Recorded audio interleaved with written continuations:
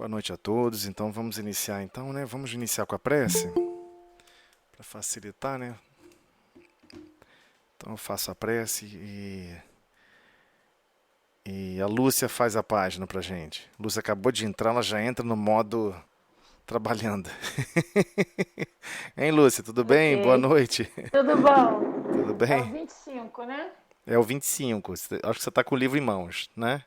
É o livro Tô Caminho, Verdade e sim. Vida. Então vamos primeiro para a Não é prece o e depois a gente. 24, não? Acho que é o É o 25, né? 24. O 20, Semana passada não o foi 20, Viver pela Fé? o 24 foi o Tesouro Enferrujado. Então a gente já leu, né? Eu não marquei Foi, aqui. foi sim. Tudo Aí, bem, 25. Já 25. comigo. Vamos fazer a prece, então. Vamos lá. Senhor Jesus, Mestre de infinita amor e misericórdia, agradecemos, Senhor, a tua ajuda, o teu amparo em todos os momentos da vida, em todos os percursos e percalços. Obrigado, Senhor, por essa escola maravilhosa chamada experiência aqui na Terra. Obrigado, Mestre, por todas as situações. Em especial, pedimos por este momento que possamos absorver as inspirações, a nos inspirar a amar mais, a ter sentimentos mais nobres e justos e belos, hoje e sempre. Obrigado, Senhor, pela oportunidade e assim damos por iniciada a reunião da noite de hoje, na tua paz e harmonia. Que assim seja. Então vamos lá. Vamos lá. Livro Caminho, Verdade e Vida, psicografado por Francisco, pelo Espírito Emmanuel, psicografado por Francisco Cândido Xavier. A lição é 25, tem de calma. E disse Jesus: Mandai assentar os homens. Está em João capítulo 6, versículo 10. Essa passagem do Evangelho de João é das mais significativas. Verifica-se quando a multidão de quase 5.000 pessoas tem necessidade de pão, no isolamento da natureza. Os discípulos estão preocupados. Filipe afirma que 200 dinheiros não bastarão para atender à dificuldade imprevista. André conduz ao mestre um jovem que trazia consigo 5 pães de cevada e 2 peixes. Todos discutem. Jesus, entretanto, recebe a migalha sem descrer de sua preciosa significação e manda que todos se assentem. Pede que haja ordem, que se faça harmonia e distribui o recurso com todos maravilhosamente. A, grande, a grandeza da lição é profunda.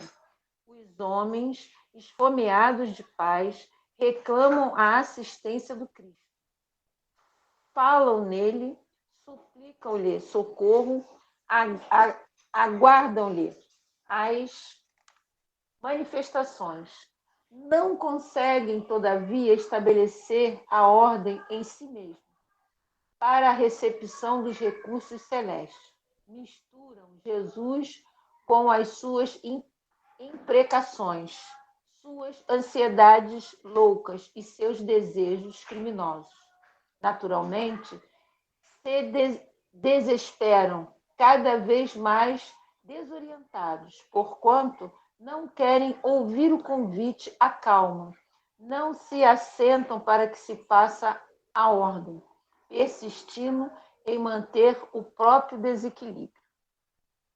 Essa página é muito bonita, mas você comenta que é difícil de comentar. Para mim é, tá bom? Tudo bem, sem problema. Se quiser interromper para fazer algum comentário no meio do caminho, fica à vontade. Só abre o microfone e falar, não tem problema.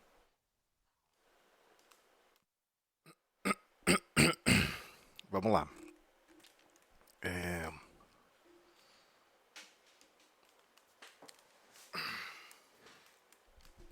Vamos ao versículo primeiro, né? E disse Jesus: Mandai assentar os homens. E é engraçado porque se você faz um atendimento de amparo a um grupo que, por exemplo, está num processo extremamente de necessidades materiais na rua, até grupos religiosos fazem muito isso, né? Você vai dar assistência, dar sopa à noite, campanha do agasalho, vai dar agasalho. E por vezes junta aquele aglomerado de pessoas, né? E, e o natural a se pensar é, vamos atender o mais rápido possível as pessoas, né? Vamos atender mesmo de forma atrapalhada, na correria, na bagunça, na desordem. O importante é atender. E é engraçado que Jesus não fez isso. Por que é engraçado? Engraçado no sentido de surpreendente. É surpreendente que o Cristo não tenha feito isso. Porque destoa muito da nossa percepção, né? A nossa percepção é sempre, peraí, se eu vou receber benefícios divinos, se vai surgir algum benefício divino, deixa eu ficar no caos generalizado. Só que o universo não é caótico. Não existe caos no universo. Mas existe uma tal da teoria do caos. Mas isso é teoria do ser humano. Tudo que a gente não percebe a lógica, a gente chama de caos. Então, a própria teoria do caos, matematicamente falando, ela tem um fundamento, ela tem princípios. Se ela tem fundamentos, tem princípios, e observa-se que a capacidade matemática atual é que não consegue descrever, é que, na verdade, a gente que não consegue compreender, então chama de caos. Então, tudo procede na natureza com perfeita harmonia. É esse o grande problema. E Jesus deixou claramente: tudo na natureza, em tudo na natureza, existem os símbolos que representam todas as leis divinas. E Jesus não brincava com as palavras, né? Ele não falava isso para as pessoas ficarem pensando assim: mas que isso, não é possível que tenha todas as leis morais, tudo que é com relação até o que a gente não percebe com naturalidade. Exatamente isso, esse é o problema. Porque aqui ele não está falando do alimento material. É isso que é mais chocante. Ele aproveitou aquele momento material para deixar um exemplo para todas as gerações, para toda a eternidade, de como funciona o pão da vida. Como você alimenta a sua alma. Então, por exemplo, existem diversas pessoas que percebem quando não estão bem. Poxa, hoje eu não estou bem, eu estou estressada, eu estou agitada, eu não estou bem. Peraí, eu tenho que conseguir estabelecer calma nesse nervosismo, nessa ansiedade, nessa forma que eu estou vibrando. E o problema todo é que é justamente isso. O problema é que a página vai tratar de um assunto que a gente não percebe. É qual é a nossa vibração contínua durante a vida. Por que eu digo durante a vida? Eu não estou tentando falar de tranquilidade daqueles que não estão tentando viver a verdadeira vida. Há uma diferença bem grande aqui que eu vou falar agora. Dois nichos, dois universos muito distantes um do outro. Quando nós não estamos vivendo a vida para tentar ser realmente, se desenvolver para ser cada vez melhor um filho de Deus, estar realmente congruente com as verdades do Pai, está tentando cada vez melhor se equilibrar, cada vez melhor, produzir um bem melhor, produzir mais compreensão, produzir mais perdão. Se não for essa a fonte de inquietação e falta de tranquilidade, que ela também não deve gerar perda da calma, né? Você está inquieto, preocupado por obrar mal. Nossa, estou tão preocupado porque dei 3 tapas na cara de fulano. Estou preocupado que ele vai vir pelas minhas costas e dar 3 tiros nas minhas costas. Não é essa preocupação que ele está falando. Entendeu? É um exemplo aqui bem esdrúxulo para a gente entender. Pô, não é aquela preocupação, não é aqueles aspectos que tiram a nossa calma devido a atos de leviandade, devido a atos de maltratar alguém. Não é essa calma que ele está falando. Ele está falando aquelas pessoas que estão preocupadas em progredir, e você observa isso, por exemplo, no meio espírita, mas muito, apontando para ambos os lados.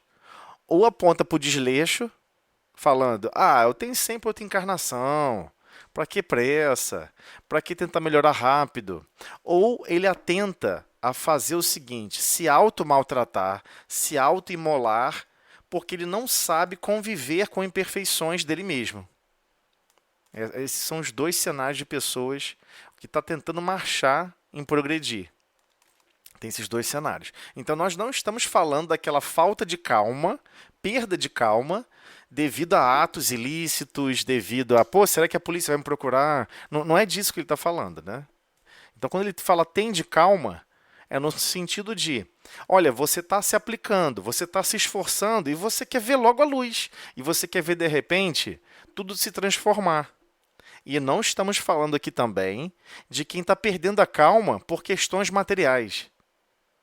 Ele também não trata disso aqui.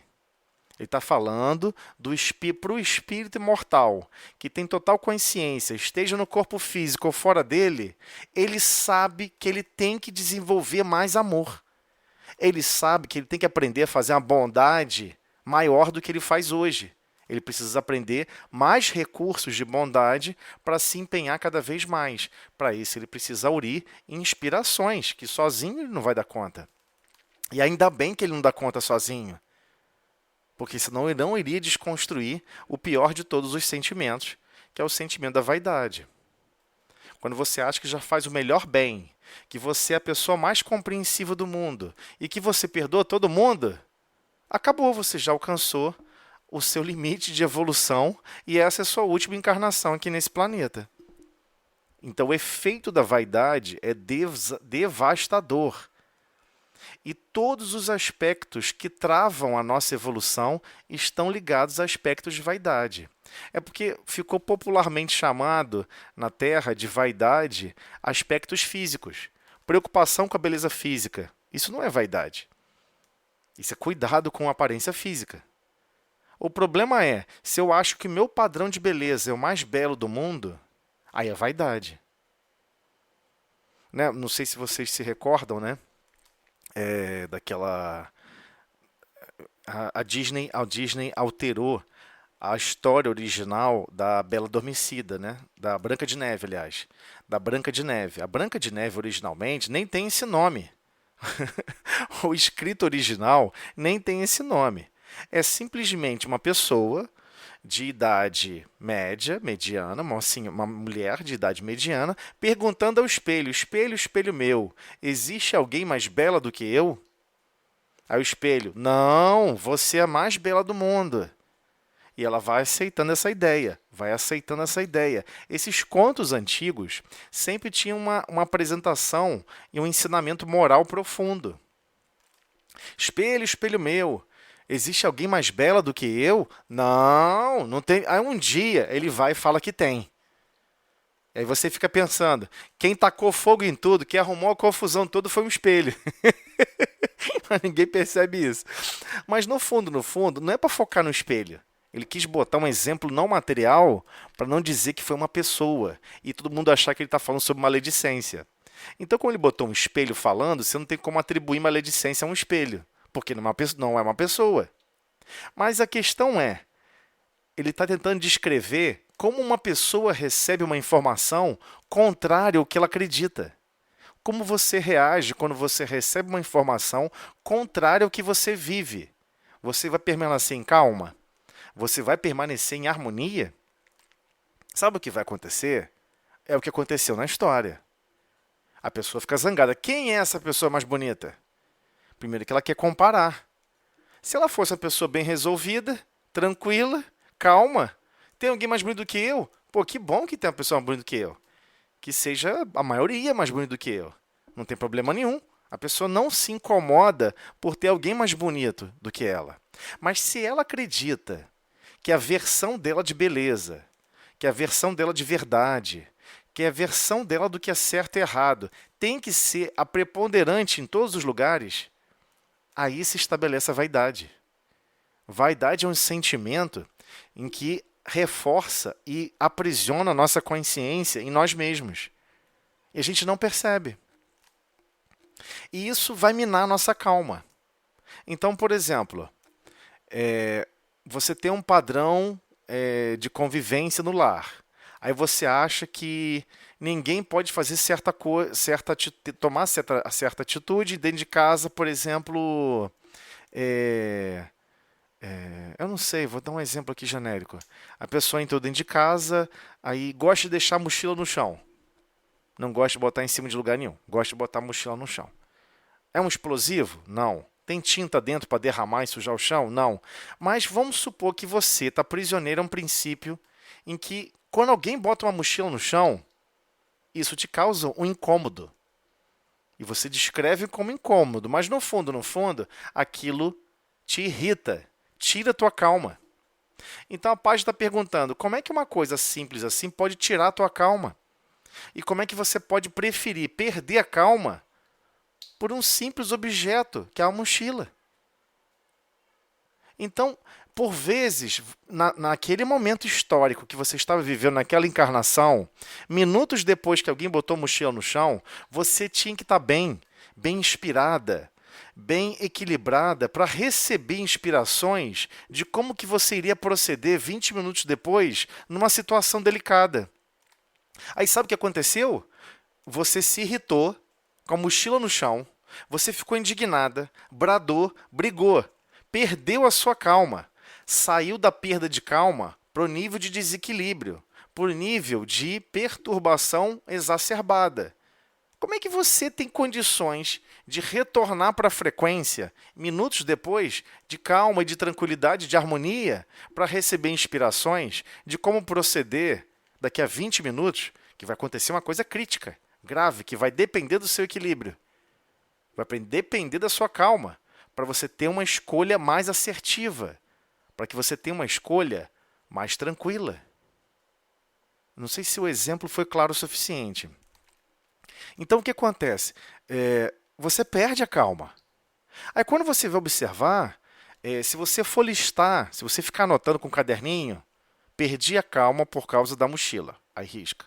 Perdi a calma porque eu estava andando na rua, pisei numa poça, molhou meu pé.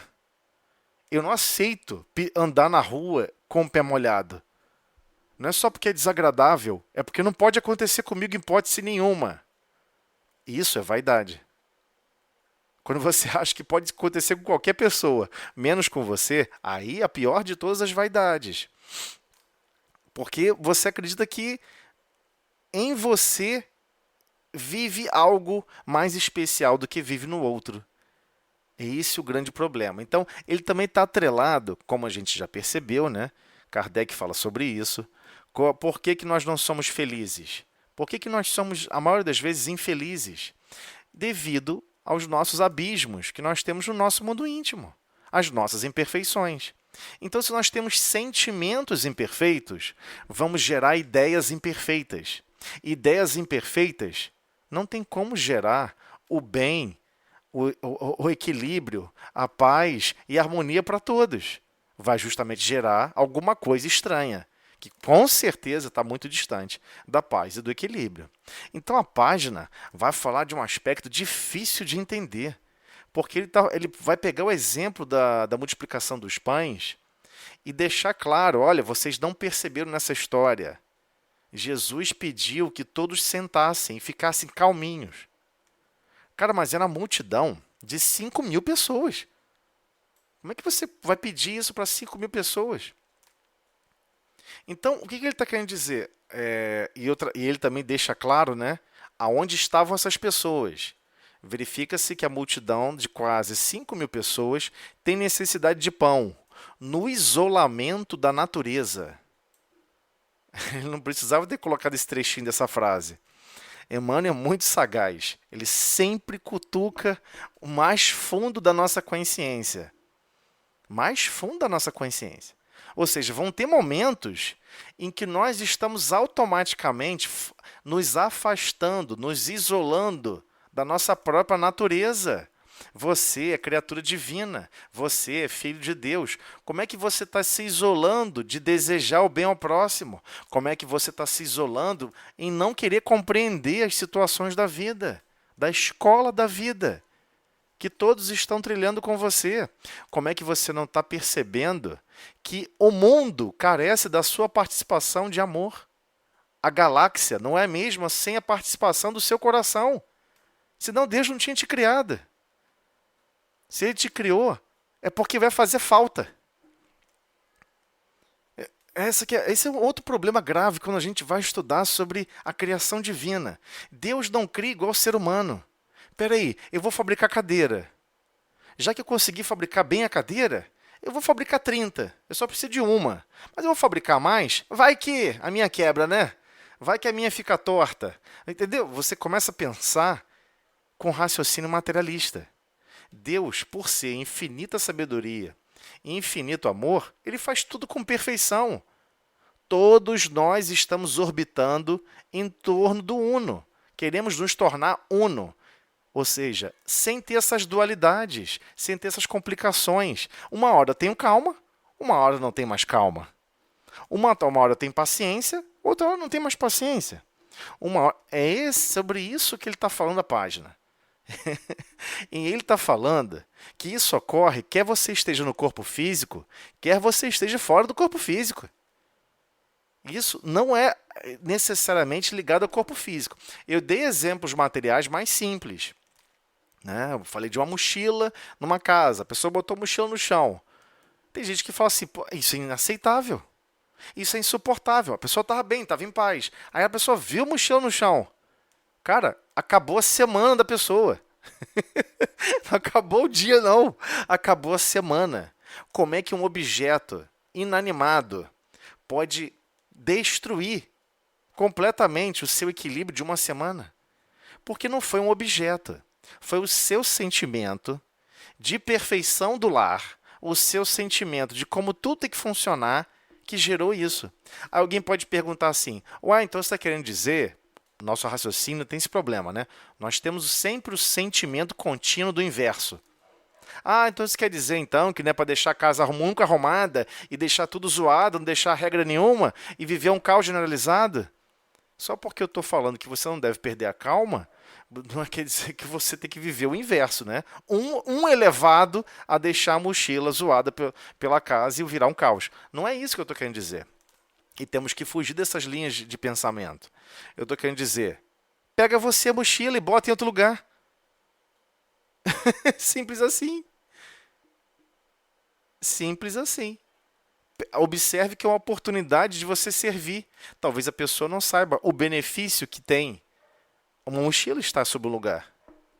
E aí o que vai acontecer, você vai perceber, é que você quer coordenar e ordenar como tudo tem que funcionar à sua volta. É um princípio também de vaidade. Tudo tem que funcionar como você acredita que tenha que funcionar. E isso é gravíssimo, porque isso vai minando, não é só a sua paciência, não é só a sua perseverança, não é só a sua capacidade de resistir às situações adversas. Isso vai minando a sua capacidade de se conectar a algo mais superior do que você mesmo. Tem pessoas que começam a fazer a prece, no meio da prece se irrita. A pessoa começa a fazer a prece, pô, lá vai esse cachorro, latir na hora que eu estou fazendo a prece. Mas é o cachorro, ele late. O que eu faço? O que ele assovie? Cachorro, assovie agora e para de latir. Não tem como, ele vai latir. Como é que o latido de um cachorro pode te irritar? Então, o que eu estou querendo dizer com isso? Como que você vai ser receptor dos potenciais divinos?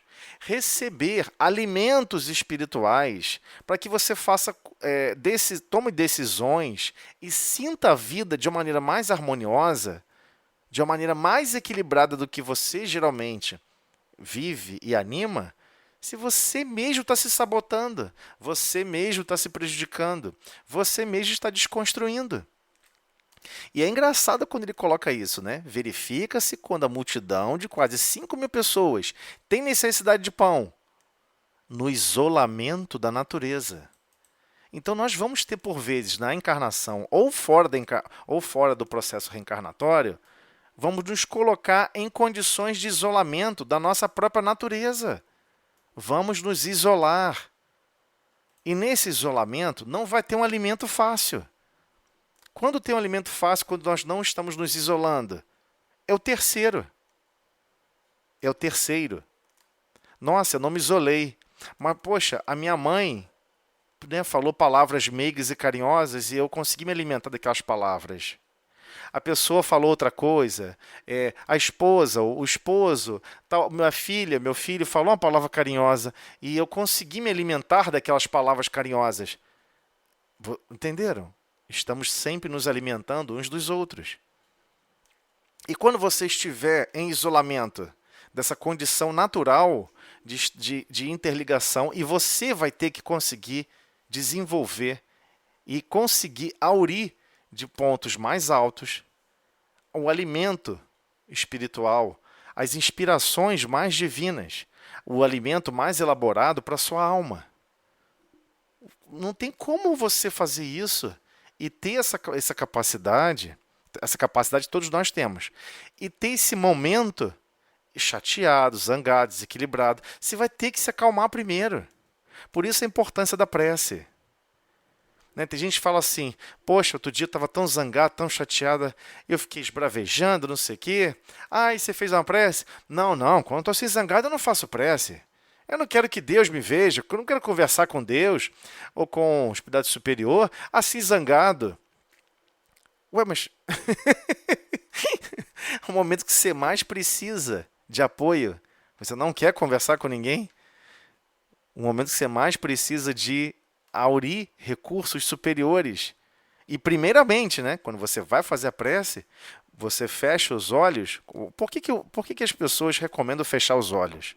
Porque quando você fecha os olhos, você derruba 70% da capacidade de processamento do cérebro.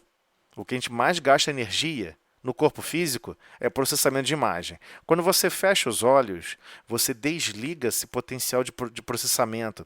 Você para de questionar a cor da parede. Você não fica procurando rachaduras para criticar.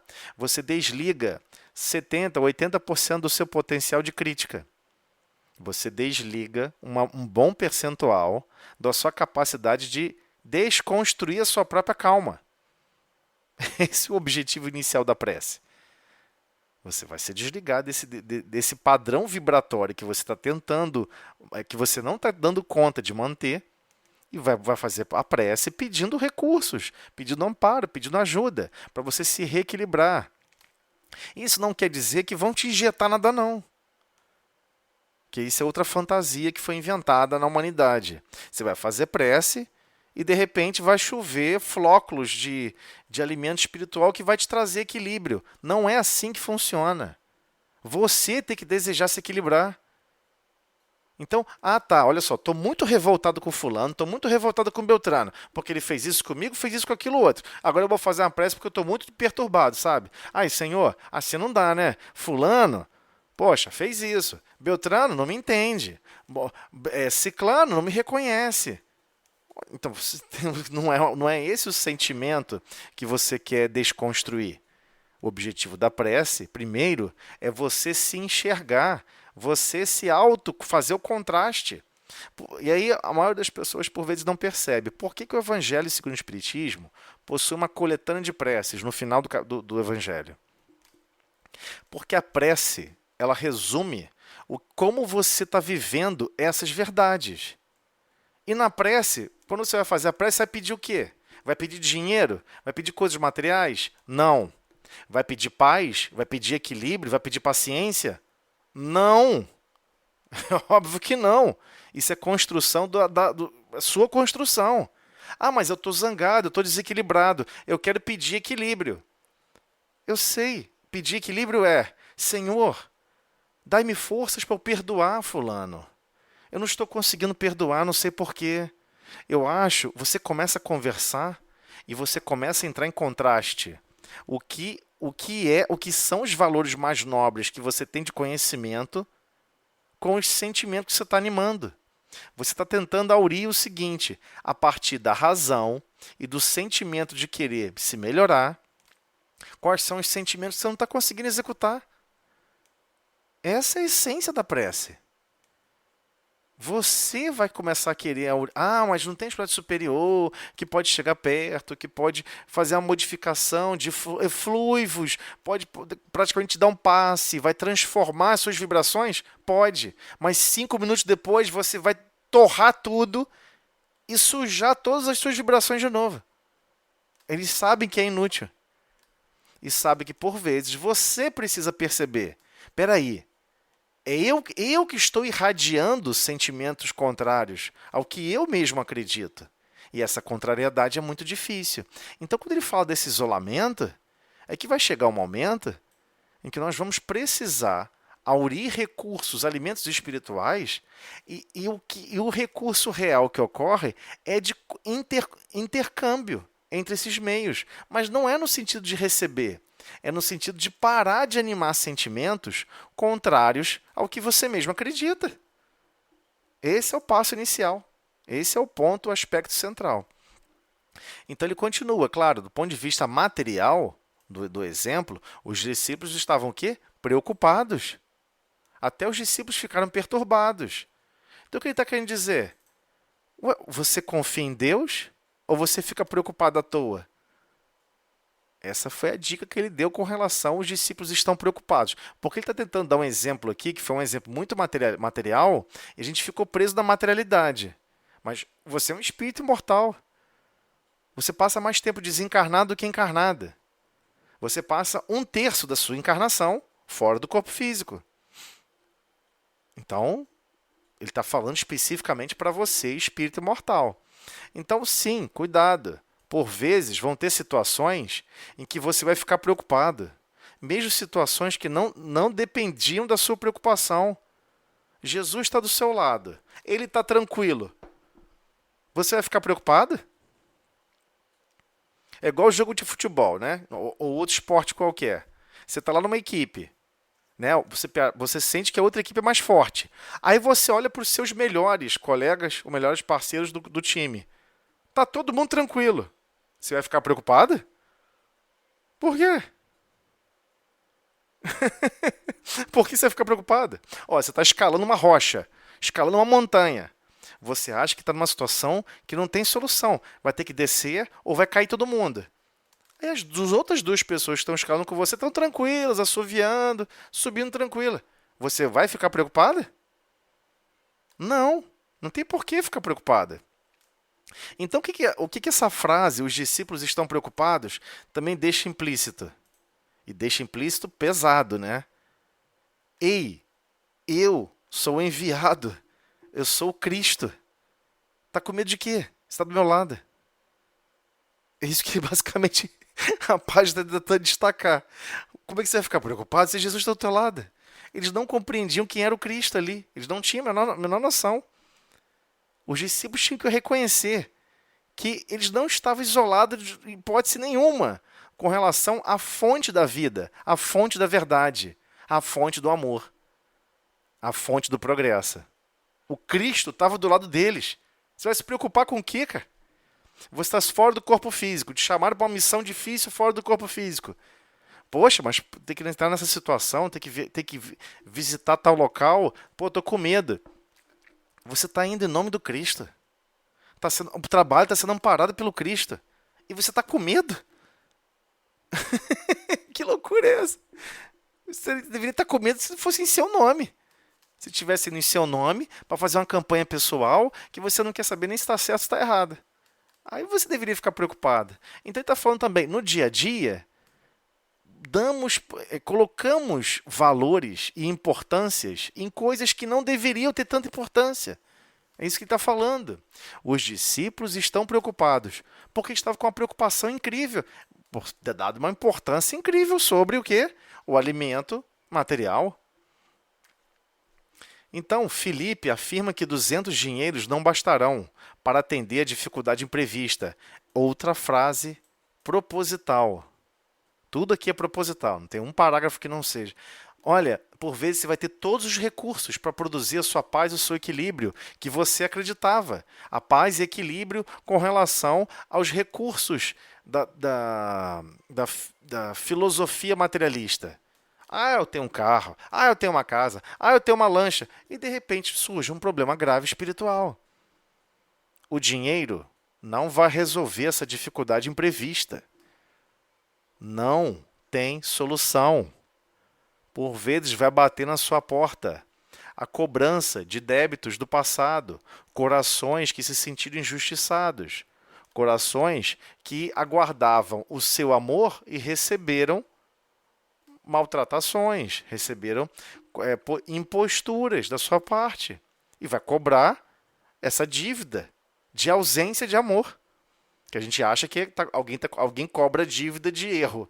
Ninguém cobra dívida de erro. Já que todo mundo tem erro. Eu tenho dívida, o outro tem dívida, todo mundo tem dívida. Você vai cobrar dívida? Não, você vai cobrar o quê? Você vai cobrar o que você não tem, amor. Né? Olha só, vamos supor, 10 pessoas estão com dívida no banco. Aí de repente você descobre que um está com dívida também com outra. Ué, o que você gostaria de ter disponível em você que você não tem? Amor. O dinheiro das almas é o amor. Se você não tem amor, você vai cobrar do outro. Caraca, cadê o amor que você tinha que ter me dado e não me deu? Cadê aquele estímulo de amor que você poderia ter me expandido e minha consciência seria hoje outra hoje e você não fez? As almas, na verdade, não cobram vingança para querer maltratar o outro, porque maltratar o outro não torna ele automaticamente em paz, não cria automaticamente harmonia no coração dele. O que ele cobra é: por que você não cuidou de mim quando você podia ter cuidado? Ó, me cuide, hein? Vai surgir uma outra situação, agora você me cuida, hein? Vai cobrar o amor. E cobranças de amor são complexas. Tá lá no livro Céu e Inferno o que é necessário para se apagar uma falta. E aí tem que estudar pesada, né? É um livro pesado de estudar. Faz parte da coleção Pentateuco, né, de Allan Kardec, do Espiritismo. Sim, das 5 obras básicas, também existe um livro chamado Céu e Inferno, em que Kardec, de uma maneira brilhante, faz uma comparação de diversos conceitos teológicos, né, da época, vigentes da época, e outros conceitos que pouco ventilados, e ele apresenta o contraste com o conceito espírita, ou seja, o conceito do Consolador prometido, que é explicar realmente, libertar nossa consciência dessa coisa doida que a gente vive já há um tempão. E ele tem um capítulo intrigante chamado Código Penal das Vidas Futuras. Aí fica todo mundo pensando assim: nossa, Código Penal, eu vou ser penalizado. Sim, a amar. Dependendo do sentimento como você lê, então se você gosta de maltratar, você acha que Deus maltrata, e você acha que as pessoas só evoluem sendo maltratadas, você vai ler, e também, lógico, né, por vezes você vai observar isso no tradutor, a pessoa que traduziu a obra, ela coloca esse ponto de vista um pouco mais pesado de achar que existe uma maltratação. Mas Kardec fala você tem que se arrepender, ou seja, as 3 fases para se apagar uma falta. É necessário se arrepender, é necessário expiar e é necessário o quê? Reparar. Se arrepender, vamos supor que você já se arrependeu. Caramba, não é que eu devia ter feito diferente? Aí se arrependeu. O expiar é uma necessidade que você solicita. Você, alma. Não, eu não posso acreditar que eu deixei 40 anos a pessoa passando por isso, por gerações da minha consciência. Não posso aceitar isso. É por você ter dificuldade de perdoar a si mesmo, você quer se impor situações de suplícios similares para nunca mais voltar a errar naquele aspecto. Então Deus permite. Você quer, não tem problema nenhum. Tem gente que pede para vir cego, pede para vir surdo, pede para vir com uma série de sequelas. Por quê? Porque ele quer apagar da consciência dele, ele quer apagar do histórico dele, que ele colocou alguém ali. Aí você fica pensando, mas você disse que eram 3 fases para apagar alguma coisa. Se ele espiou, só por espiar, então não resolveu. Exatamente, não resolveu. Porque não é isso que apaga. Na verdade, o arrepender e o expiar não apaga nada. É um preparatório para o último, que é o reparar. Então, como é que você repara um erro que você fez? Amando! Como é que você apaga uma chama de fogo? Com gasolina? Não. Você apaga com água. Você apaga suprindo o oxigênio, né? Acaba a combustão, porque é um processo de oxidação, né? Você precisa de oxigênio para ter aquela reação química. Então você supre, acaba com aquele oxigênio, a chama acaba. Só que simplesmente apagar a chama do que você tacou fogo não é o suficiente. Você viu que deixou rastro de destruição.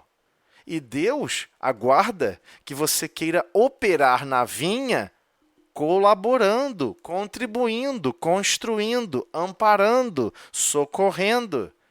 Você automaticamente entende quais são os sentimentos que você vai ter que passar a operar e você começa a retribuir com amor.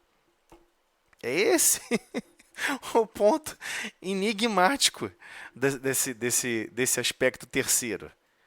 Porque os dois primeiros, na verdade, é só para você se convencer do que você tem que fazer. É só para você se convencer o quão errado foi que você fez. Mas até aí, não mudou nada. Não pagou falta nenhuma. Porque, na verdade, apagar significa eu vou restituir naquele ponto, naquela porção do que eu deveria estar exercendo de amor, eu agora vou realmente dar o braço a torcer e eu vou executar o amor como Deus aguarda que eu faça. Aí você está reparando. Reparando o quê? O outro? Não. Reparando você, que se sentia não filho de Deus, que se sentia não criatura divina, que se sentia que poderia operar fora de Deus.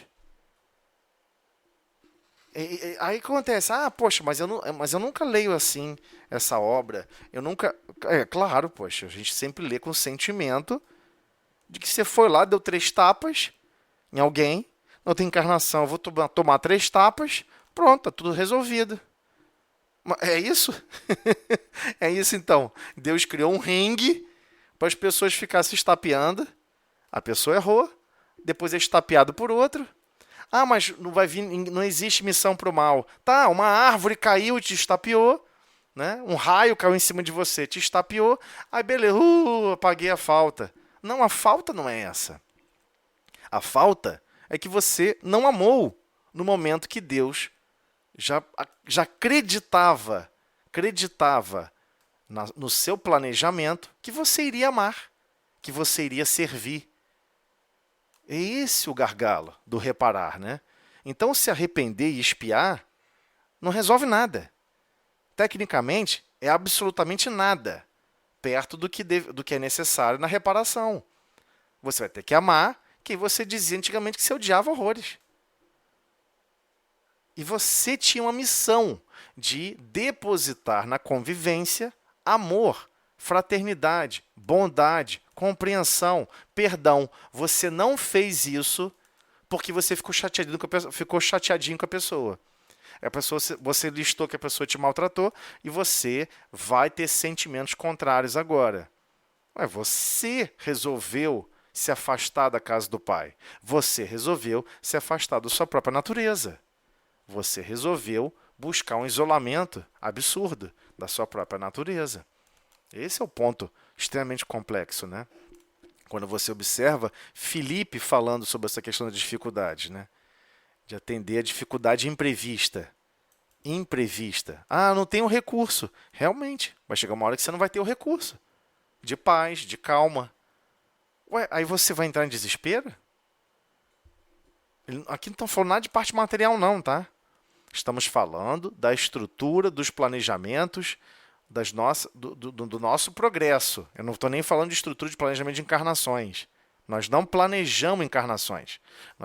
Nós coparticipamos no projeto da reencarnatório a dizer e a tentar escolher que tipo de estrutura psicológica que você quer trabalhar. Peraí, eu quero trabalhar o poder, eu quero trabalhar esse outro problema que eu tenho, eu quero trabalhar esse problema de vaidade extrema. Eu quero tentar desconstruir um pouquinho agora. E é isso. Então, sempre Deus vai nos amparar. Sempre. Todos os recursos nos são depositados. O problema é o que a gente vai fazer. E olha o que é mais engraçado. Ele não tinha recursos com ele mesmo, ou seja, também não tinha com Cristo. Foi isso que o Cristo quis deixar como ideia. Olha, vai chegar um momento em que você não vai ter recursos com você mesmo. recursos da sua consciência. Você não vai ter sabedoria o suficiente para escolher. Você não vai ter sentimentos nobres para sentir de uma forma mais elevada. É isso que ele está falando. Você não vai ter esses recursos com você. Aí olha só que engraçado. André conduz ao mestre, que a maioria esquece isso, né? Acha que os pães e os peixes estavam com os discípulos. Não estavam. André conduz ao mestre um jovem que trazia consigo 5 pães de cevada e 2 peixes. Essa parte aqui é chocante, porque parece que a gente leu essa história milhões de vezes. Aí depois você fica assim, pô, foi um rapaz então, é? Não foi o próprio discípulos que tinham 5 pães e 3 peixes, não? E 2 peixes? Não, ele trouxe um jovem que trazia consigo 5 pães de cevada e 2 peixes. Ou seja, não pertencia aos discípulos aquele recurso. Muito menos pertencia ao Cristo. E foi proposital. Também há um propósito nisso. Lembre-se, o projeto reencarnatório, o projeto de qualquer estrutura divina, qualquer ação e reação divina elaborada, ela é por cooperação. Você sempre vai encontrar um exemplo de cooperação. É impressionante. Você fica imaginando assim, como é que o Cristo poderia viver segundo a segundo, essencialmente, perfeitamente na lei divina? Sim, porque ele disse que veio ao mundo dar cumprimento à lei. Vocês não sabem cumprir lei divina, eu vou mostrar para vocês. Ué, ele podia ter feito pão, ter feito 2 peixes surgir na hora. Por que ele não fez isso? Porque havia necessidade dos discípulos perceberem, e isso vai servir para a eternidade. Vocês vão compreender a cooperação. E o que aconteceu virou aquele caos. Todos discutem, inclusive os discípulos, que sabiam quem era o Cristo. Não acreditavam que o Cristo fosse resolver. Jesus, entretanto, recebe a migalha, sem descrer de sua preciosa significação. O que ele está querendo dizer com isso? Olha, por vezes, você já tem um pouquinho de paciência. Por vezes, você já tem um pouquinho de nada de sabedoria. Por vezes, você já tem um pouquinho de nada de sentimentos nobres, justos e bons. É a partir daí que você vai fazer isso crescer. Você não pode descrer dessas possibilidades, porque são preciosos esses recursos que você já construiu. Vai ser a partir deles que você vai multiplicar. E é assim que Deus vai te ajudar. A partir dessas migalhas de sentimentos que você já construiu e já edificou. As migalhas de sabedoria que você já edificou. Ah, mas eu acho que eu não tenho nada. Não existe isso. Você é criatura divina. É óbvio que já existe algo em você. Você já reencarnou milhares de vezes. Quiçá milhões. Então não tem ninguém, não tem espírito jovem aqui. É tudo espírito velho. Velho no sentido de sabedoria. Bem experiente mesmo. E cada vez mais estão reencarnando espíritos com diversos tipos de experiências. Mas adivinha qual é o gargalo máximo? Desenvolver sentimentos mais nobres. É o mais complexo de todos. Porque Kardec, Emmanuel até tem uma página falando sobre isso. Sempre estamos evoluindo em todas as encarnações intelectualmente. Ou seja, a marcha do progresso intelectual, ela é contínua. Contínua. Se você deixa o corpo físico, você vai aprender coisas novas. Você continua aprendendo o tempo todo, não tem essa de parar. Agora, os sentimentos, é difícil. É difícil, porque um sentimento depende do outro. Uma experiência de se sacrificar, de amparar, de socorrer, vai ser a base de um sentimento mais nobre que vai evoluir mais lá para frente. Então, de repente, você nasceu numa família, aí a sua cidade estava sendo invadida, você deu a sua vida para proteger aquela cidade, aqueles moradores e, igualmente, o seu lar. Esse sentimento, ele vai progredir. Ele vai crescer, ele vai ficar cada vez mais bem elaborado. Então, a estrutura da lei de progresso cultiva os nossos sentimentos. Então, Jesus, entretanto, recebe essa migalha, sem descrer de sua preciosa significação. e manda que todos se assentem. Aí que começa o problema. Se assentar. Manda que todos se assentem. Pede que haja ordem e que se faça harmonia e distribui o recurso com todos, maravilhosamente. Então, aí tem 3 aspectos que Emmanuel vem destacando. O se assentar, espiritualmente falando, né? Você não tem corpo físico, você não precisa sentar em lugar nenhum. Então, espiritualmente falando, você precisa alcançar ordem, harmonia e equilíbrio na sua consciência. Ah, mas às vezes meu pensamento fica acelerado, eu penso um monte de coisa ao mesmo tempo. Equilibra o seu pensamento. Quem governa ele é você. Não deixa ele largado. Quem coordena isso é você. Senão você não vai ter como assimilar recurso nenhum divino. Você não vai conseguir aurir recursos que foram programados. Olha, naquela etapa, naquele momento, vai vir uma criticidade, ele vai ter que aurir recursos mais sofisticados para dar um passo à frente. É assim que funciona. Fazendo analogia com relação ao estudo. Você está lá estudando cálculo. Aí você aprendeu derivada. Né? Ou está estudando, vamos lá, geografia, história. Vamos lá, história. Você está aprendendo história. Aí você entende um pouquinho de história sobre a questão social. Entende um pouquinho de... Você não tem como estudar outro contexto de história mais elaborado antes de estudar um contexto mais simples. Então você não tem como, igualmente, com relação aos sentimentos, sentir algo mais elaborado enquanto você não sentir algo mais simples. Então, por que estou querendo dizer com isso? Haverá sempre inspirações. Ninguém está abandonado no mundo. Existe até um espírito atrelado ao nosso progresso, atrelado ao nosso princípio de reencarnatório, chamado espírito guia, espírito anjo da guarda, como você quiser chamar, onde ele continuamente está te inspirando e te animando a ter sentimentos mais nobres, sentimentos mais justos, sentimentos mais equilibrados, te amparando muito mais do que a gente tem coragem de admitir. Por vezes foi ele que nos ajudou a aprender o idioma onde nós nascemos. Não sou eu que estou falando, está no livro. No livro do estudo sistematizado cita isso. E é um choque de realidade. Porque você acha que você aprendeu a falar com a tua mãe, com teu pai, mas não foi só com eles. O outro, 1/3, ou metade do tempo, né? Tem criança que dorme muito, metade do tempo está fora do corpo físico. Falando, aprendendo, conversando com alguém mentalmente e aprendendo aquele idioma. É assim que se aprende. Então temos um processo aí de dívida profunda de amor com esses espíritos que nos ampararam profundamente. E o que eles querem em troca? Que você ame o próximo. Porque não tem como amar a Deus sem amar o próximo. Né? Ou seja, não tem como estar fora de Deus. Se você está fora do próximo, você está fora de Deus. Se você não consegue se conectar ao próximo, você não está se religando a Deus.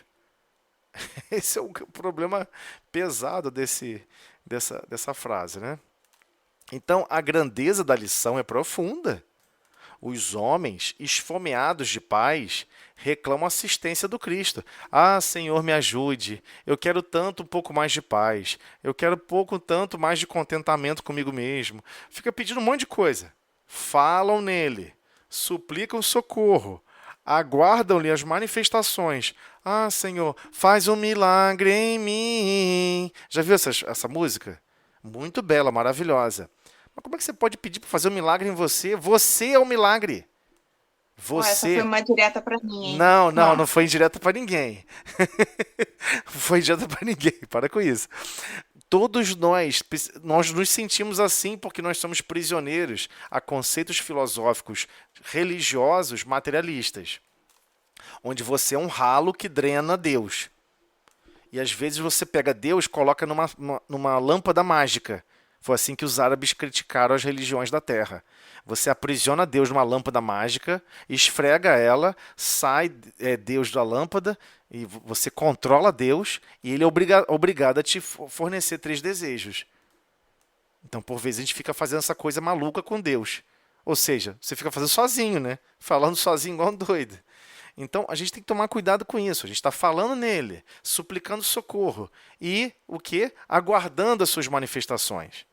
Não conseguem, todavia, estabelecer a ordem em si mesmos para a recepção dos recursos celestes. Ou seja, existe uma chance gigantesca de que todos os recursos celestes que você precisa para uma encarnação já foi depositado em você. E todas as vezes que você se desequilibra, você se afasta desses próprios recursos. Porque seria até estranho, né? Imagina, você vai reencarnar, você precisa de ajuda, de assistência, você precisa de fluido vital, você precisa de um monte de recursos. Não, mas você só vai ganhar se você falar nele, né? Você só vai ganhar se você pedir a ele. Você só vai ganhar se você aguardar manifestações. Se você não pedir, você vai perder. Isso foi o século passado, os outros séculos religiosos venderam essa ideia. E a maioria vai tentar ler assim dessa maneira, mas está lendo errado. Não é isso que ele quis dizer aqui, né? Então, a ideia para a recepção dos recursos celestes é: você tem que se equilibrar em você mesmo. Deus está ecoando em você mesmo. Os recursos que você precisa para a encarnação já estão com você. Ah, mas eu quero fazer tanto mais. Eu quero curar pessoas. Não, não, não, não, não, não, não. Não foi depositado esse recurso em você. Não foi esse o projeto. Para de querer fazer coisas que não foi planejada. A gente está aqui há 1 minuto. 1 minuto. 1 minuto não, né? Faltam 20 segundos para finalizar. Deixa eu voltar aqui. Ó. Então você está observando 5.000 aspectos de preocupações. Mas Jesus não está preocupado. Ele deveria ter ficado calmo e tranquilo, observando que o Cristo está tranquilo. Vocês estão preocupados com o planeta, se ele vai continuar girando, se ele está em órbita correta, se tem aquecimento global, se não tem. Olha, tudo isso que vocês estão preocupados, que está destruindo a paz de vocês, o Cristo está olhando isso tudo sem preocupação nenhuma. Ele governa o planeta.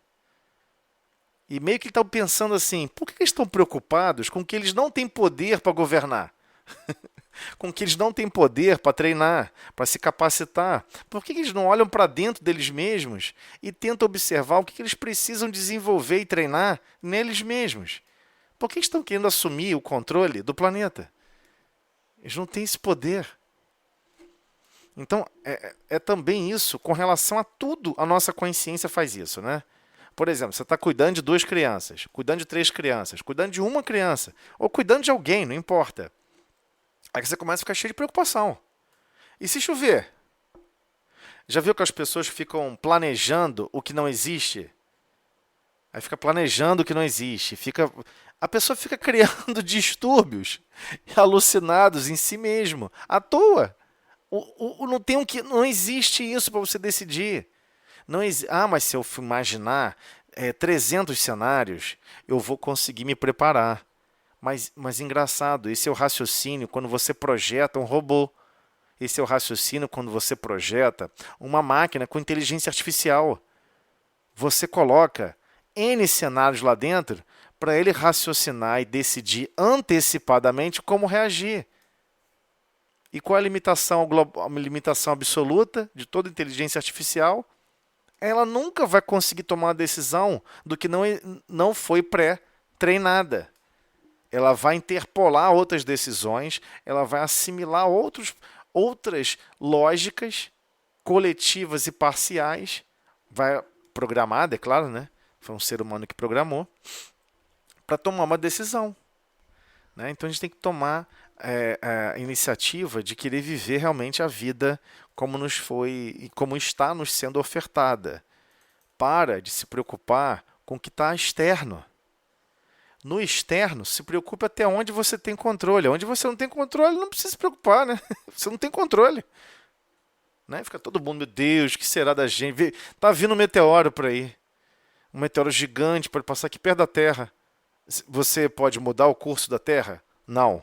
Você pode mudar o curso do meteoro? Não. Mesmo que bata e destrua tudo, você vai deixar de existir? Não. Só porque acontecer isso, você virou um espírito bem-aventurado, evoluiu? Não! Então, acho melhor se focar na sua preocupação essencial. Mas essa relação que a gente tem com o divino, ele faz uma puxada de orelha na gente aqui. Olha, vocês falam de Jesus.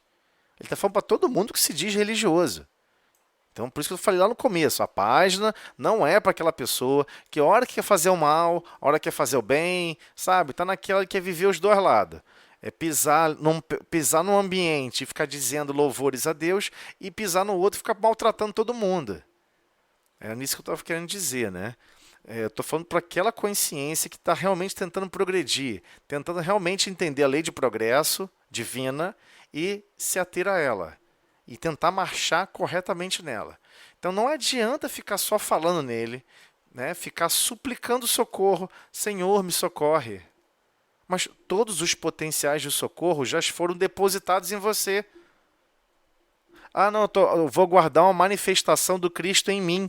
Mas você conseguir animar um corpo físico já é uma manifestação autorizada pelo Cristo.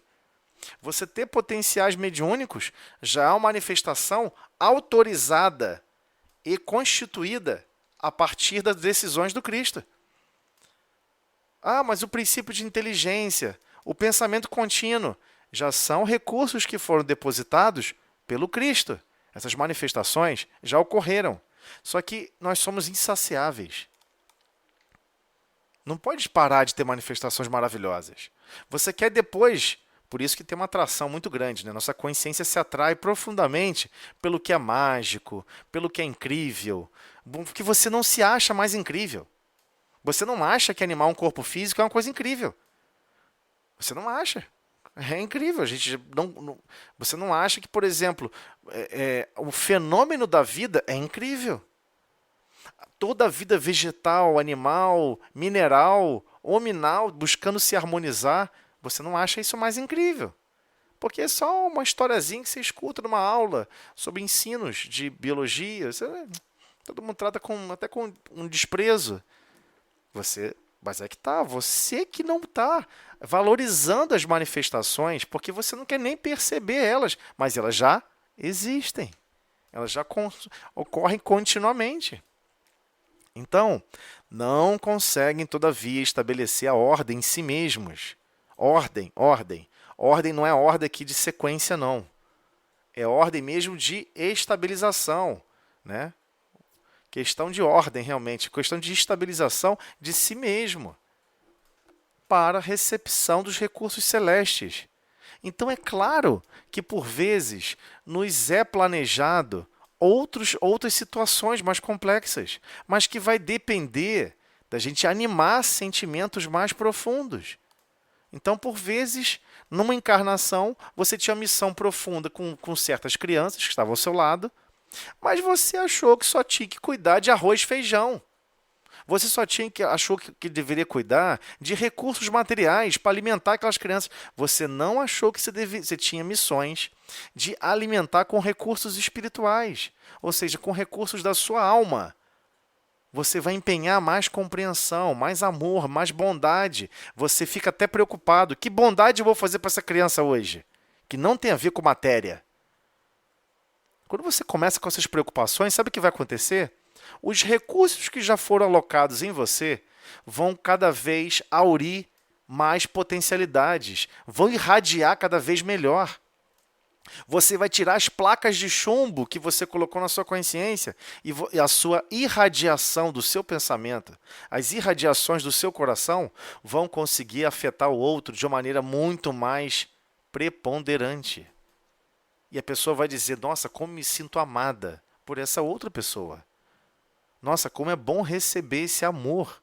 E aí você está executando o máximo do recurso celeste que já foi depositado em você. Então, o que acontece que as pessoas acabam fazendo também? Misturam Jesus com as suas imprecações. Um monte de promessa. Começa a misturar Jesus com promessa. Ou seja, você faz promessas para desafiar a sua consciência a melhorar, a evoluir em certas situações, mas você joga Jesus no meio da prece, no meio disso. Ah, Senhor, se eu fizer isso, né? Você pode fazer isso por mim, né? Aí vai ficar show. É essa doideira. Suas ansiedades e preocupações loucas. A pessoa tem uma série de ansiedades, ou seja, preocupações desmedidas. Por isso que está falando de ansiedade loucas, que leva a pessoa à loucura.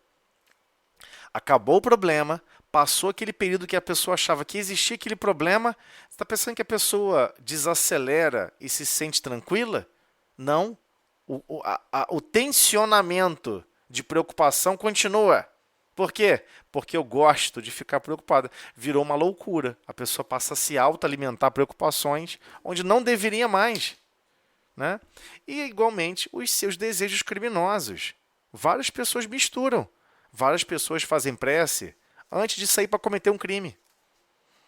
Várias pessoas agradecem. Ah, Jesus, obrigado, Senhor, por esses recursos materiais que eu consegui hoje.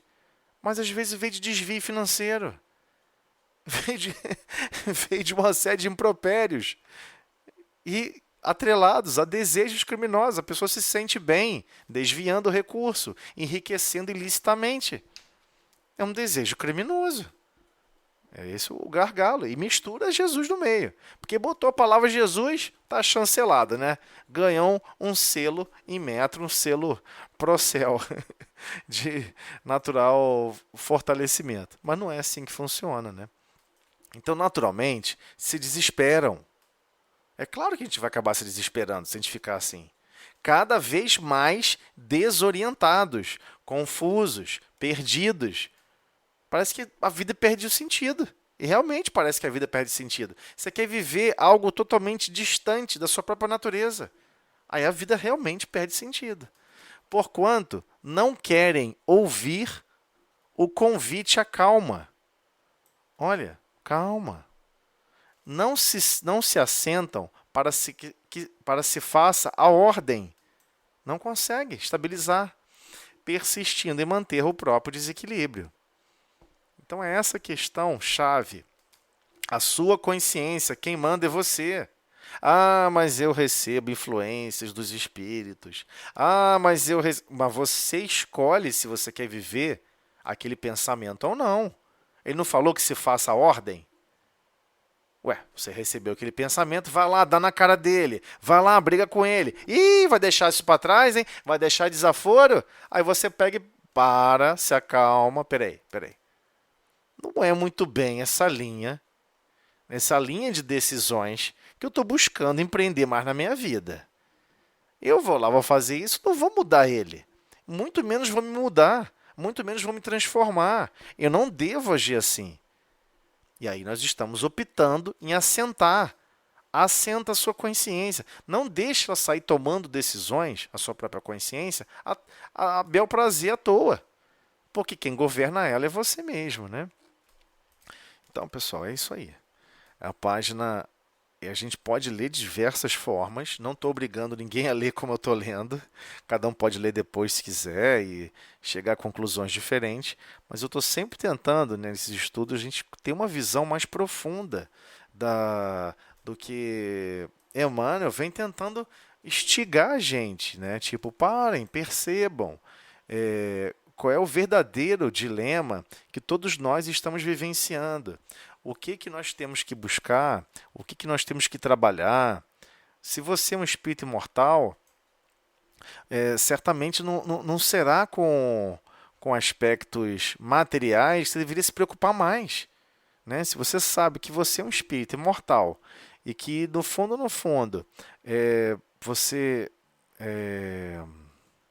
tem que progredir na lei divina, não vai ser simplesmente com progressos materiais que você vai estar progredindo na lei divina.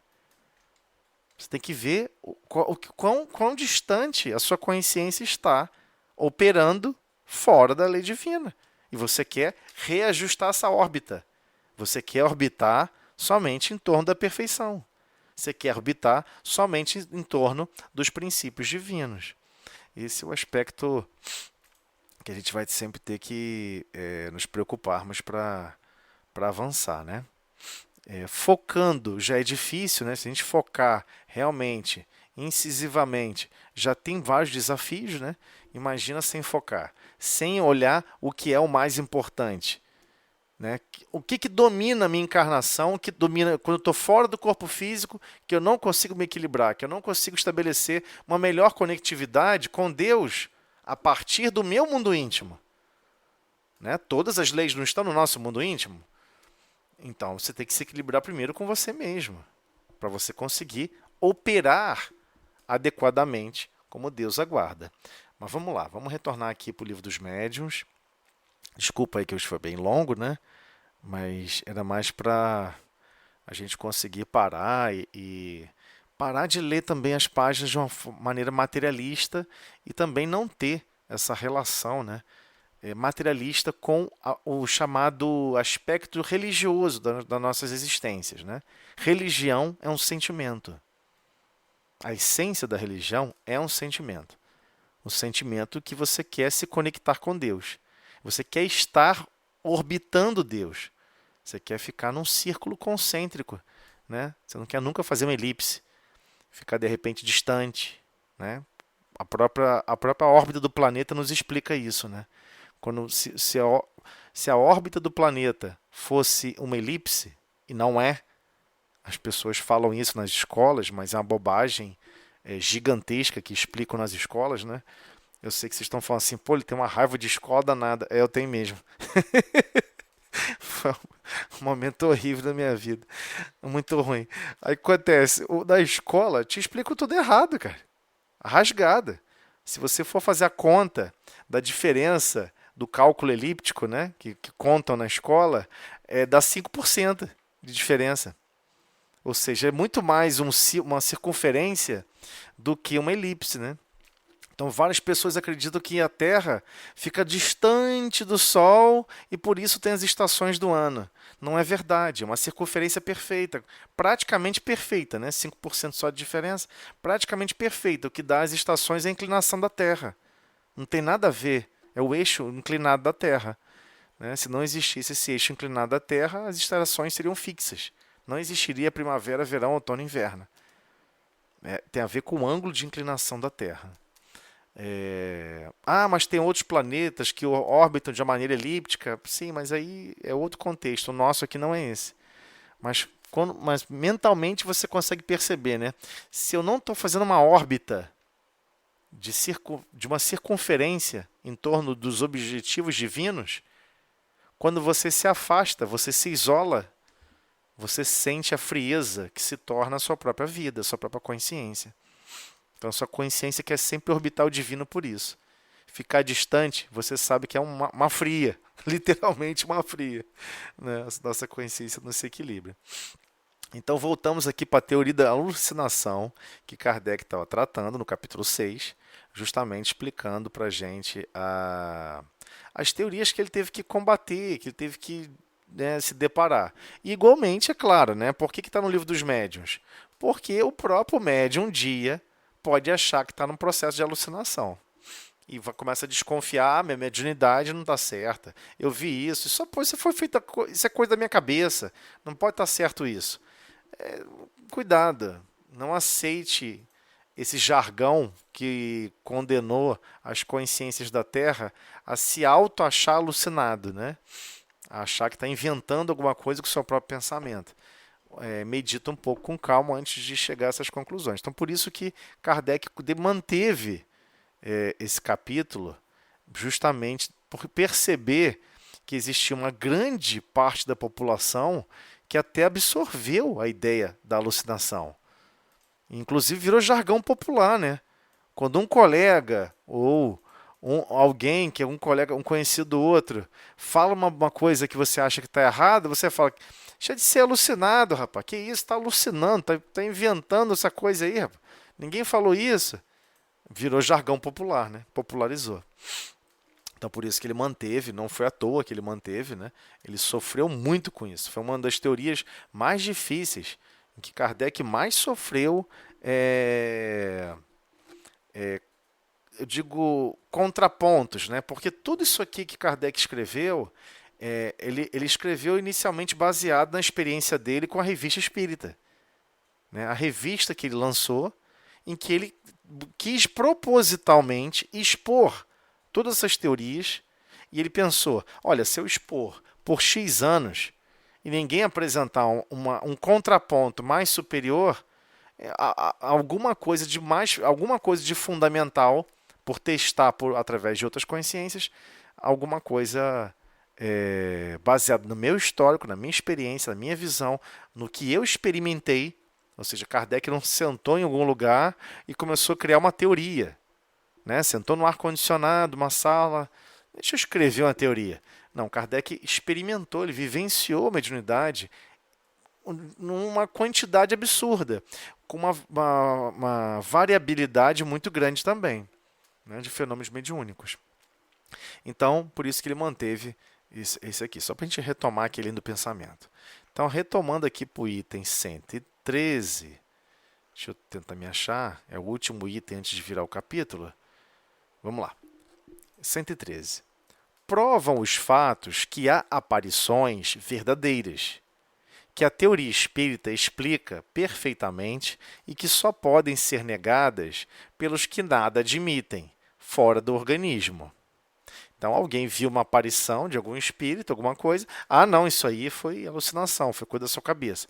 Ainda mais naquela época, não tinha recursos de câmera, recursos de filmar. Mas mesmo hoje tendo, é facilmente manipulável, né? É muito difícil você, hoje em dia, até mesmo num tribunal, utilizar recursos de filmagem. Tanto é que não é aceito. Se não foi empreendido, né? Se não foi filmado por alguém do setor público que está fazendo a investigação. Se você filmou, tá, isso não pode entrar como provas nos autos. Você não pode gerar provas para um crime, para um delito, né? Na verdade, quem vai ser processado é você, né? Porque a imagem do outro é um bem judiciável. Então, por isso que é uma grande bobagem acreditar que filmar um espírito vai convencer alguém. A pessoa vai achar que foi manipulada no computador, né? E você vê hoje em dia, você vai no cinema, a capacidade, né, tecnológica de criar ambientes e criar situações adversas que não existem, que foi totalmente feito no computador, é impressionante, né? Então, pulando esse parênteses, não existia isso na época. Não existia. Então, só existia o testemunho de alguém. A pessoa falou, eu vi fulano. Caramba, como é que eu não estava nem pensando nele? E a pessoa desencarnou um dia antes. São esses fatos que Kardec vivenciava, porque ele ia investigar, né? Anotava o horário. Que horas você viu? Que dia? Você estava fazendo o quê? Tinha alguém com você? A outra pessoa viu? Não, só eu vi. Ele já sabe que é um fenômeno mediúnico. Então, continuando. Mas, a par das visões reais, haverá alucinações, no sentido em que esse termo se emprega, é fora de dúvida. De onde se originam? Ou seja, a imagem, né? Às vezes a imagem chega num nível de complexidade grande, detalhes grandes. Então, como é que você gerou isso no seu pensamento, né? Que a alucinação é incrível, né? A pessoa alucina, então, algo muito elaborado.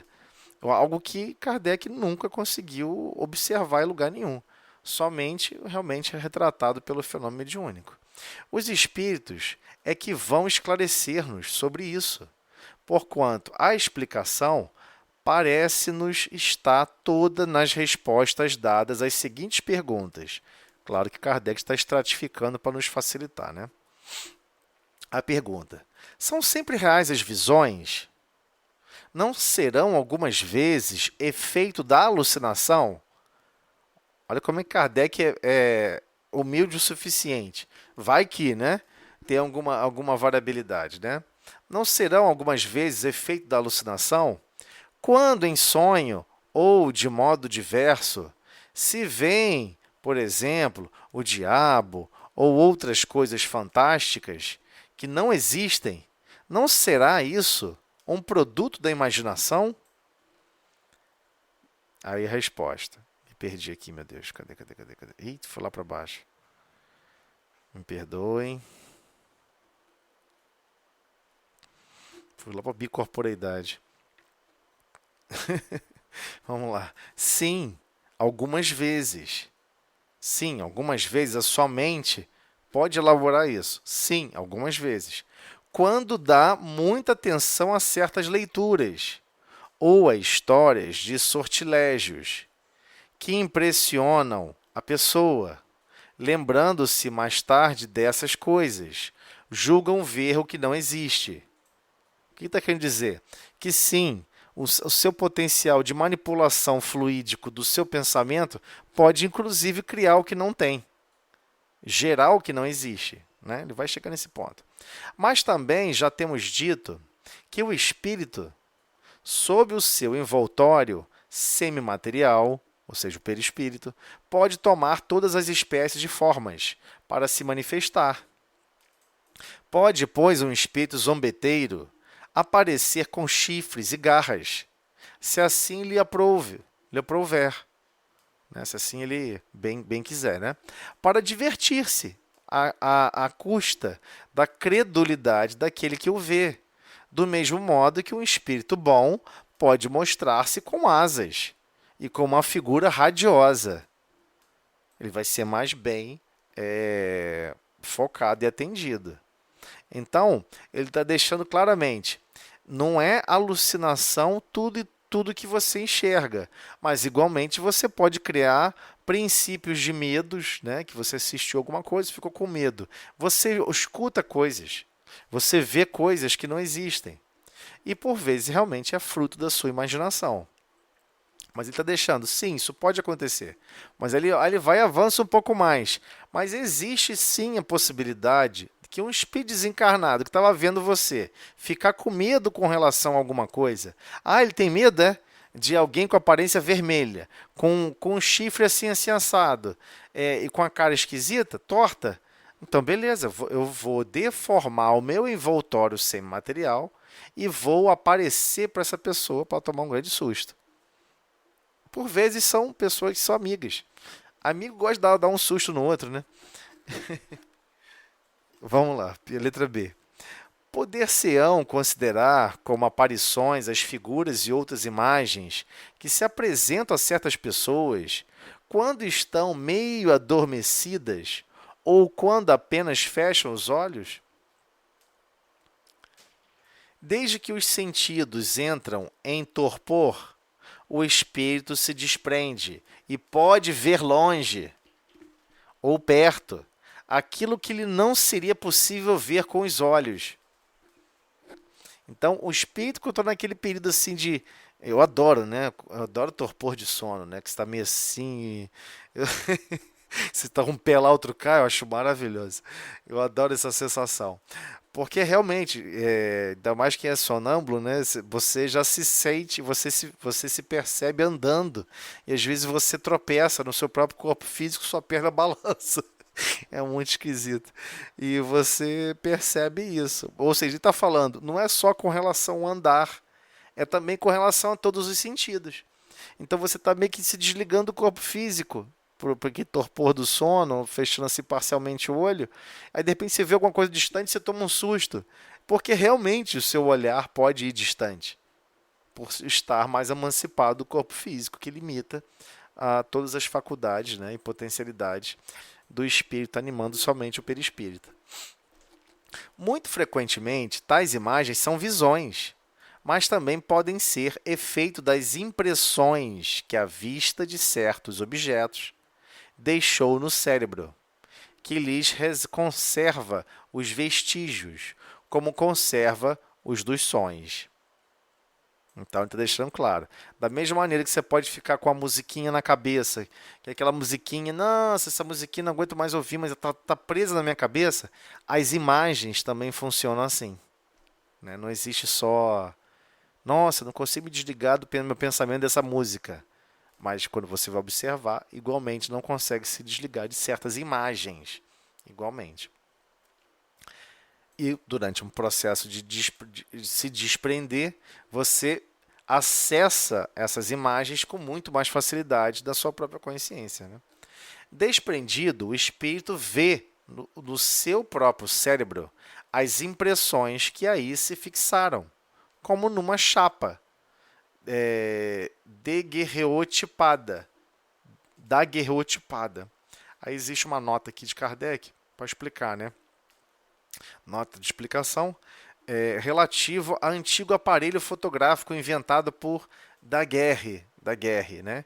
Inventor e pintor francês, que fixava as imagens obtidas na câmera escura numa folha de prata sobre uma placa de cobre.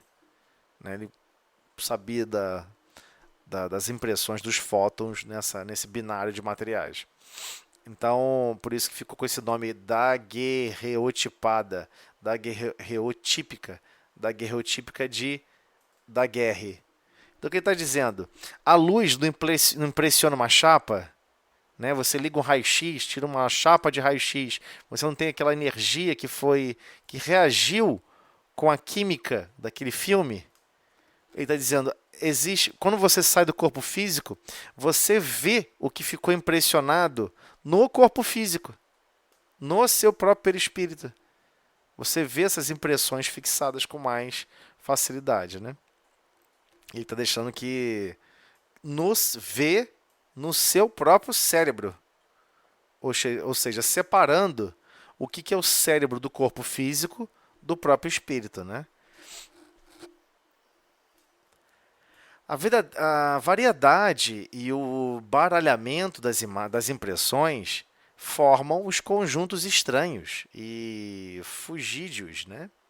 Que se apagam quase imediatamente, ainda que se façam os maiores esforços para retê-los. A uma causa idêntica se devem atribuir certas aparições fantásticas, que nada têm de reais e que muitas vezes se produzem durante uma enfermidade. É corrente se a memória é o resultado das impressões que o cérebro conserva. Mas, por que singular fenômeno essas impressões, tão variadas, tão múltiplas, não se confundem? Mistério impenetrável, porém não mais estranhável do que o das ondulações sonoras que se cruzam no ar e que, no entanto, se conservam distintas. Num cérebro são e bem organizado. Essas impressões se revelam nítidas e precisas. Num estado menos favorável, elas se apagam e confundem. Daí a perda da memória ou a confusão das ideias. Ainda menos extraordinário parecerá isto se admitir, como se admite, em frenologia, uma destinação especial a cada parte e até a cada fibra do cérebro. Né? Se você realmente consegue observar como é realizado esses estudos, né, do cérebro. Essa região aqui do cérebro é ligada à visão. Essa região aqui do cérebro é ligada a isso. Essa região aqui é ligada à parte motora. Essa aqui é ligada à parte da memória. Né? A gente tem essa mania de acreditar nessas coisas meio esquisitas, né? Até ter aquele cantor famoso brasileiro que caiu de avião, perdeu uma parte significativa do cérebro, saiu do coma, pegou o violão e começou a tocar. E cantar. Caraca, o cara tá sem cérebro. A pessoa da frenologia fica desesperada, né? Nossa, foi uma coisa inédita. E, claro que não, né? Você que não achou. Você que achava que era sempre exatamente assim, né? Por isso que você acredita que é tão extraordinário.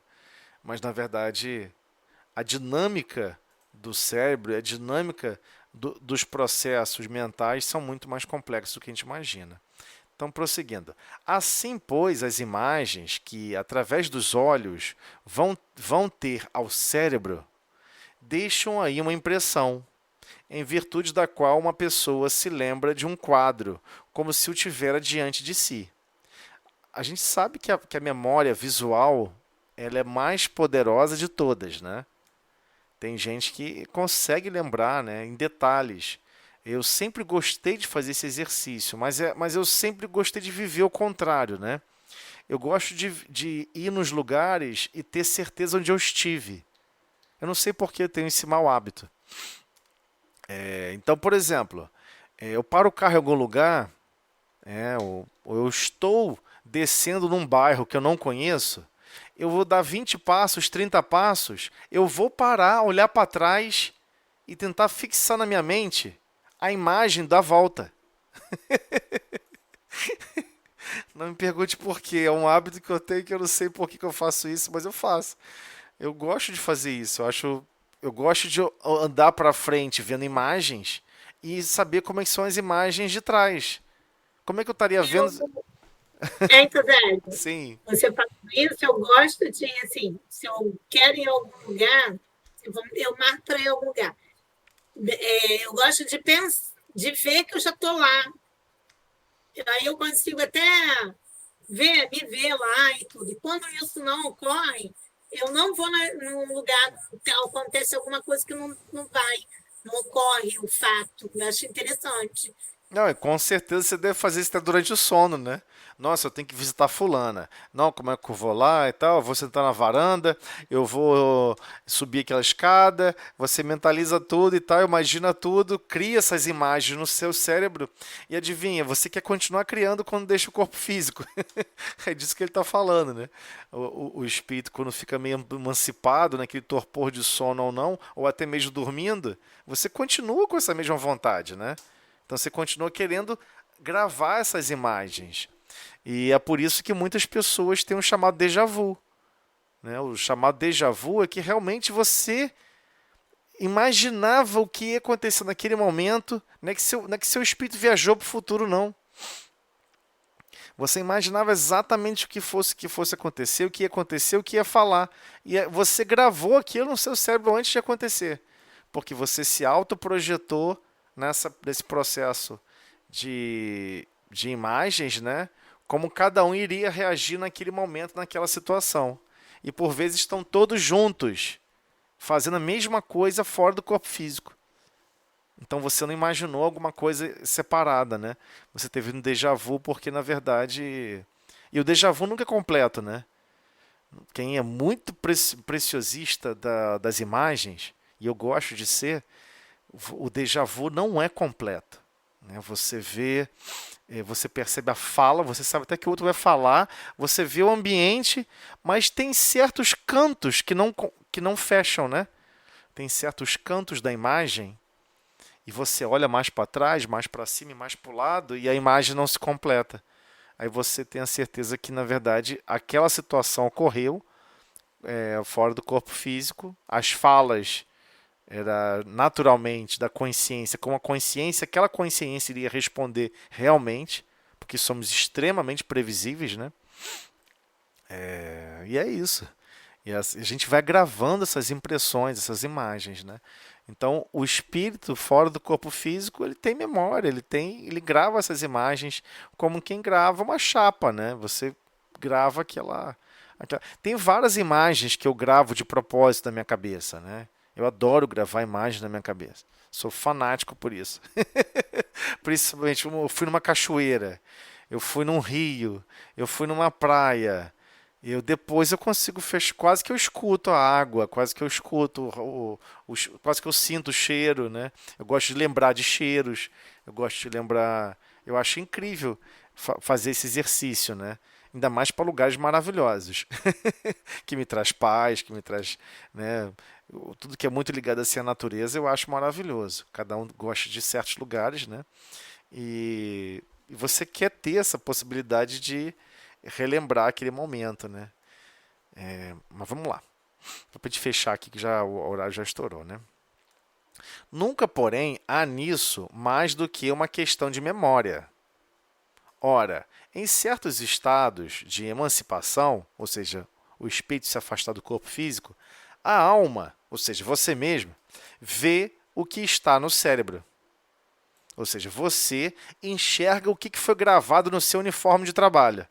Essa coisinha chamada corpo físico, que essa massa cinzenta, você consegue ver o que está gravado ali. Então tem um processo de intercâmbio ali com o perispírito, né? Onde torna a encontrar aquelas imagens. Sobretudo as que mais o chocaram, segundo a natureza das preocupações ou as disposições de espírito. O que está querendo dizer? Você ficou preocupado com um monte de coisa durante o dia, criou um monte de imagens preocupadas.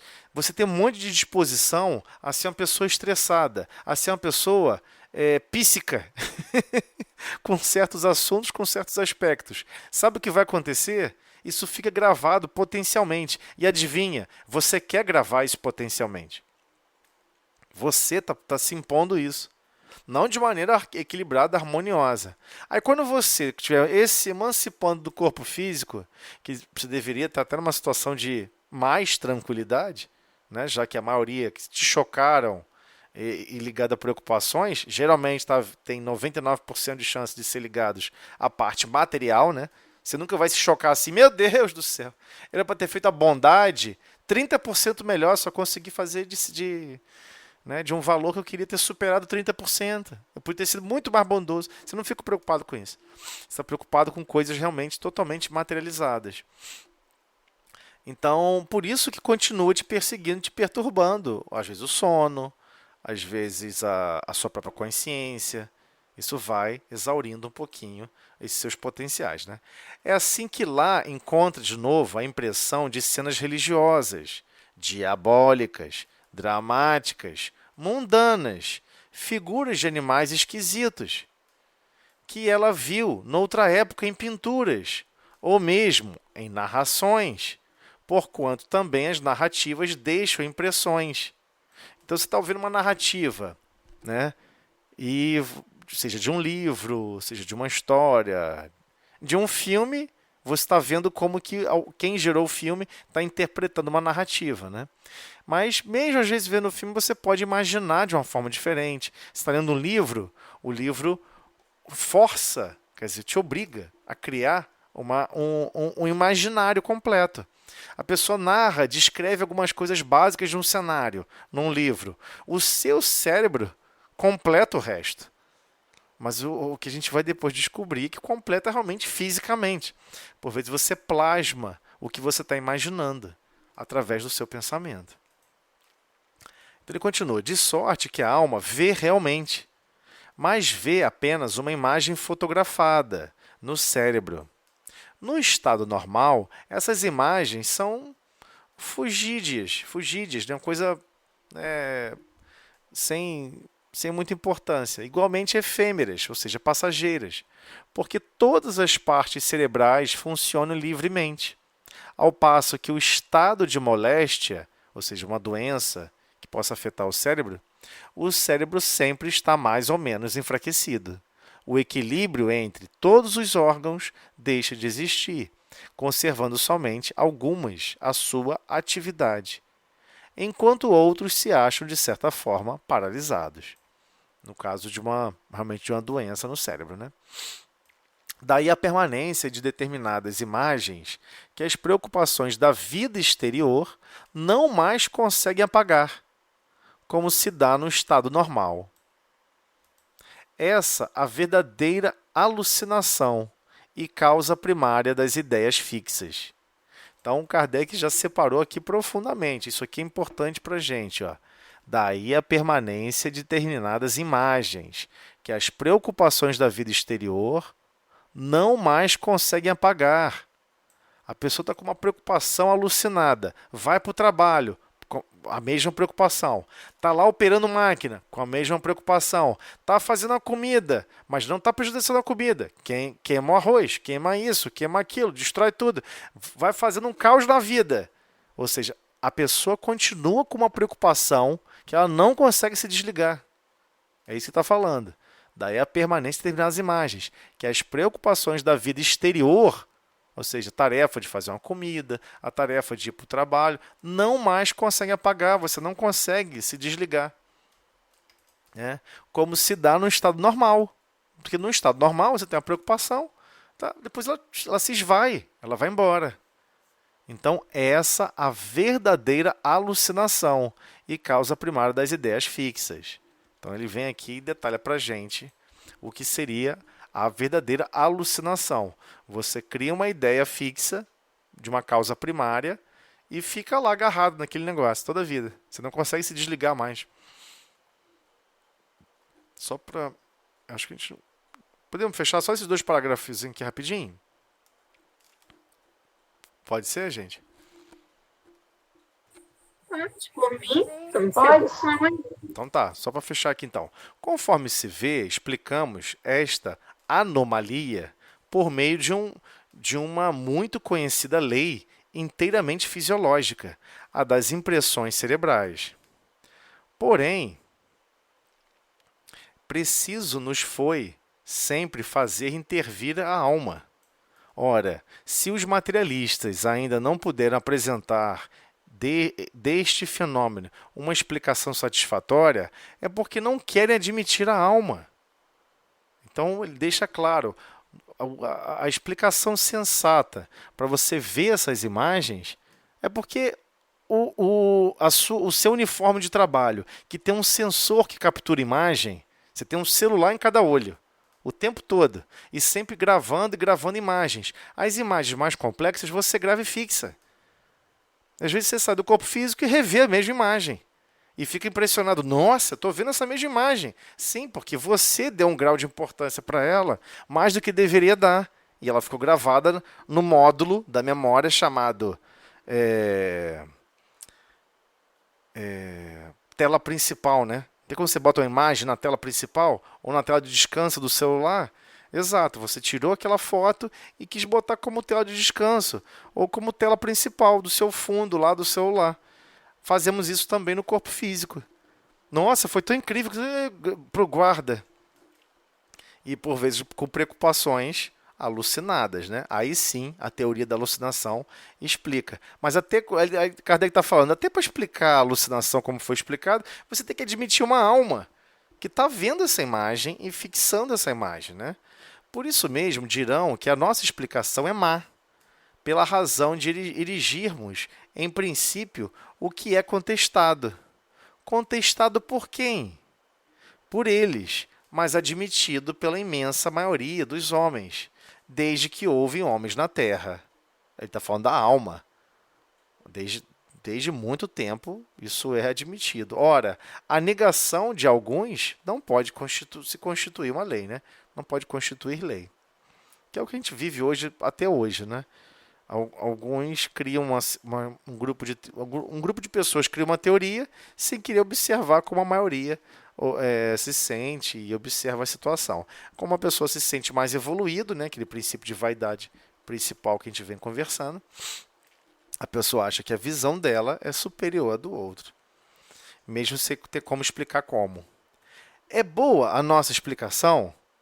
Damo-la pelo que possa valer, em falta de outra.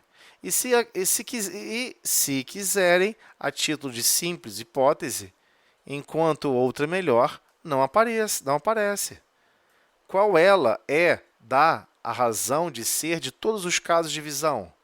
Certamente que não, né? Contudo, desafiamos todos os fisiologistas a que apresentem uma que abranja todos os casos, porquanto nenhuma dão, quando pronunciam as palavras sacramentais sobre excitação e exaltação. Então a pessoa cria uma palavra qualquer, a pessoa aquele corpo físico está exaltado, está sobreexcitado, né? Ou seja, está numa situação de exposição mais intensa, por isso que cria essas imagens, além do normal. Isso não é exatamente uma teoria, né? Porque você teria que explicar todo tipo de imagem que as pessoas alegam e descrevem ver, né? Assim sendo, desde que todas as teorias da alucinação se mostram incapazes de explicar os fatos, é que alguma outra coisa há, que não a alucinação propriamente dita. Seria falsa a nossa teoria se a aplicássemos a todos os casos de visão, pois que alguns as contraditariam. É legítima se restringida a alguns efeitos. Então, até você vê o tempo todo Kardec ponderando, usando ponderabilidade, bom senso, né? Sem se exaltar, sem querer empurrar isso goela abaixo de todo mundo como uma verdade absoluta, mas ele está se apoiando igualmente em respostas que os espíritos aplicaram. E nem por isso, por ser uma mensagem espiritual, ele está acreditando na pura verdade, né? Só porque a mensagem espiritual explicou dessa maneira é a verdade. Ele não está acreditando isso. botando crédito 100%. Ele está falando, olha, existe essa explicação. Ela se enquadra num grande número de gêneros, num grande quadro de possibilidades, mas pode existir outras. Então essa calma e sobriedade de tratar os assuntos é impressionante de Kardec. E o que ele sofreu de perseguição e de destruição, desconstrução de vários temas, né, é impressionante. É realmente muito guerreiro. E aí, na próxima reunião, nós iniciamos um novo capítulo, que é o capítulo 8. Aí agora da bicorporeidade e da transfiguração. São assuntos assim muito legais, né? Porque realmente é um fenômeno mediúnico extremamente raro, extremamente complexo. E a gente começa a engendrar agora aqui nos fenômenos, né? Ele começa a falar um pouquinho dos fenômenos. Saímos finalmente do capítulo 6 das teorias, né? Das teorias mais pesadas, né? Que são os textos mais pesados. Não estou dizendo que para frente vai ser mais fácil, mas não vai dar, é mais palatável, né? Os fenômenos, estudando os fenômenos diretamente. Então, vamos depois tratar da bicorporeidade e da transfiguração, tá bom? A partir do item 114. Fechamos, finalmente, esse capítulo. Vanessa, faz a prece pra gente, Vanessa, de encerramento. Você está podendo falar? De repente você não está... Posso sim, cheguei em casa agora. Tá ok. Obrigado. Mestre Jesus, querido amado mestre e amigos benfeitores, queremos agradecer por todo o ensinamento, por toda a compreensão, por todo o entendimento que tivemos hoje, Senhor. Que possamos colocar em prática tudo aquilo que aprendemos. Nos dá força, perseverança, paz e tranquilidade para que possamos nos esforçar o quanto pudermos, Senhor. Abençoa cada uma das famílias que aqui estão, Senhor.